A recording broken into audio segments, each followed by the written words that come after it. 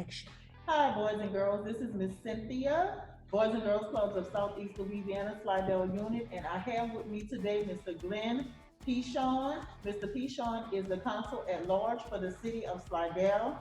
Welcome, Mr. Pinchon. Thank you. Thank Thanks you for so having much. me. Yes, ma'am. Thank you so much for taking the time out to come and talk to our boys and girls and to be a part of our career day. My Okay, pleasure. My pleasure. so would you explain to us a little bit about what it means to be a council at large? It's very, very simple, actually. Simple yet complex. My main job legally is to make the laws that the citizens of Slidell have to live by and also spend the taxpayers' money.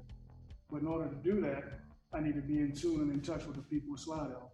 So my job is to go out and engage what the public wants, what they need, what the issues and concerns are, and bring that to the administration. Okay, good deal.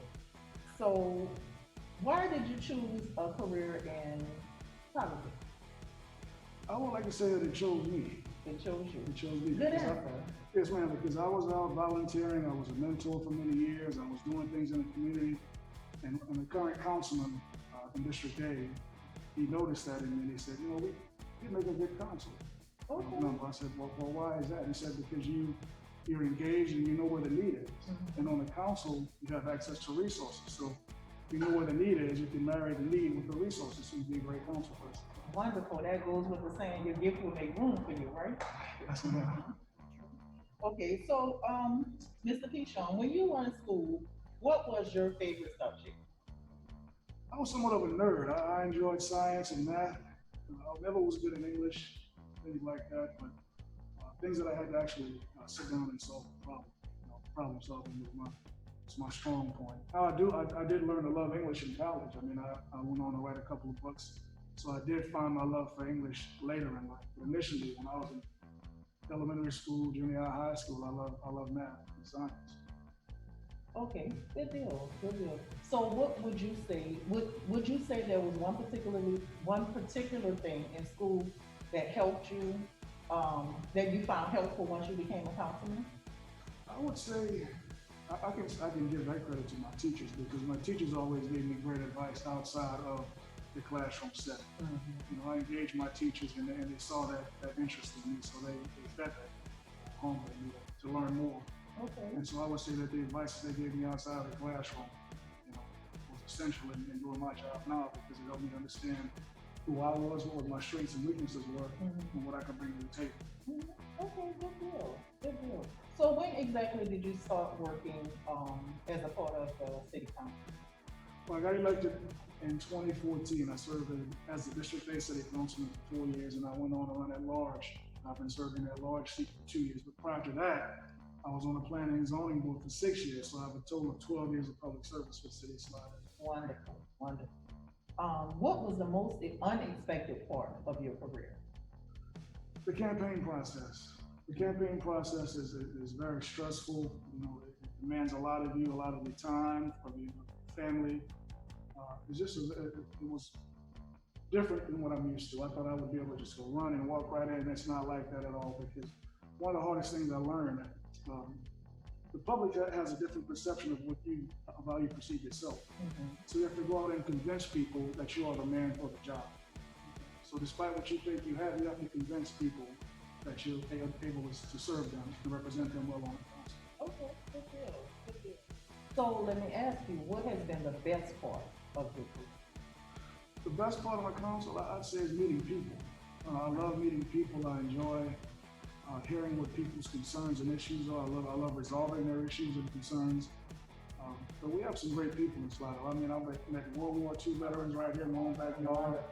Just people from all different backgrounds, and I feel like we all share the same desire or vision for Slidell. And that's is to keep it a nice, quaint town, a peaceful place, a quiet place that people can raise a family. So I love meeting people.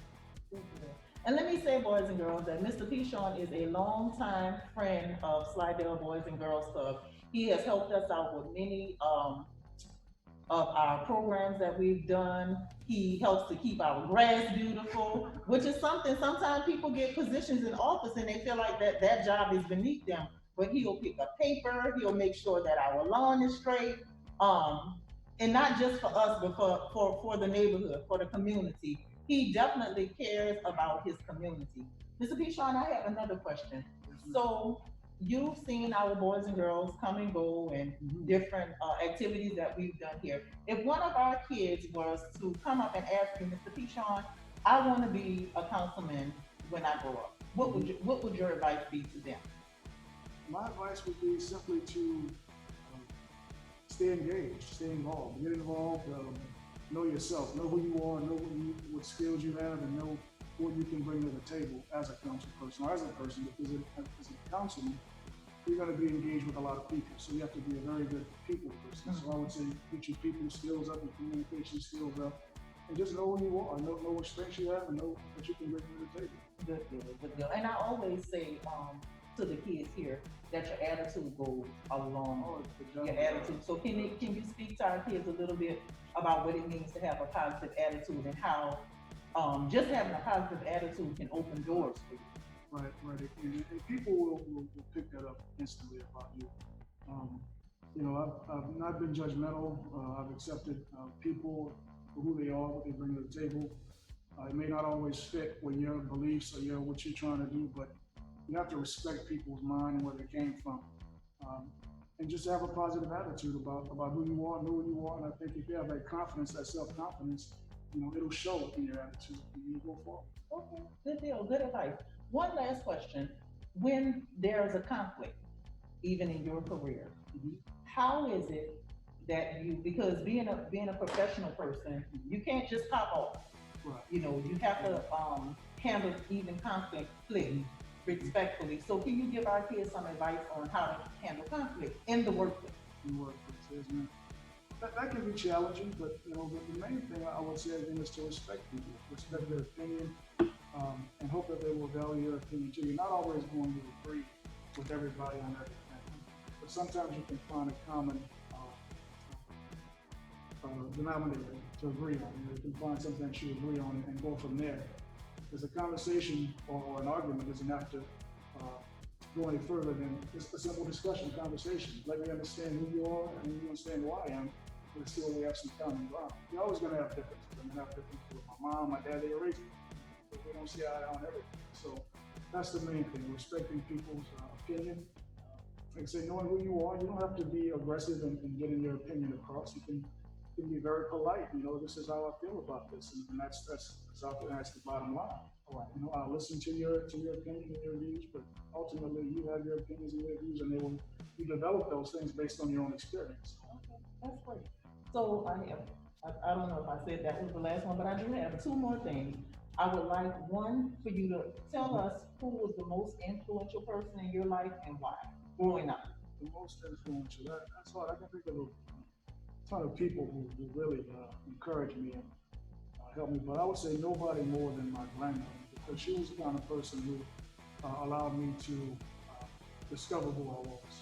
She didn't put me in a corner and say, you're going to do this, you're going to do that. She, like, if I wanted to paint, she'd buy me a paint by number set, you know. So she encouraged me to be an individual, to know who I am, wonderful, and really develop my strong points and work on my weaknesses.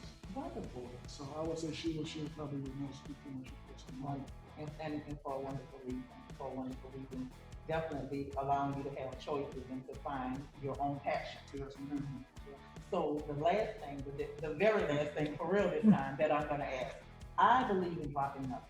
I believe that wherever we go, we should leave a nugget. So if there was one nugget or one piece of information that you would like to share with our boys and girls, what would it be? I would say try to stay positive and also try to I guess understand who you are, know who you are, know what makes you, and develop that, and that's going to shine through more than anything else. It's easy to hold a facade, carry a facade, you know, but the bottom line is it'll save a lot of conflict and it'll help you out a whole lot in life. Just to be yourself, know who you are.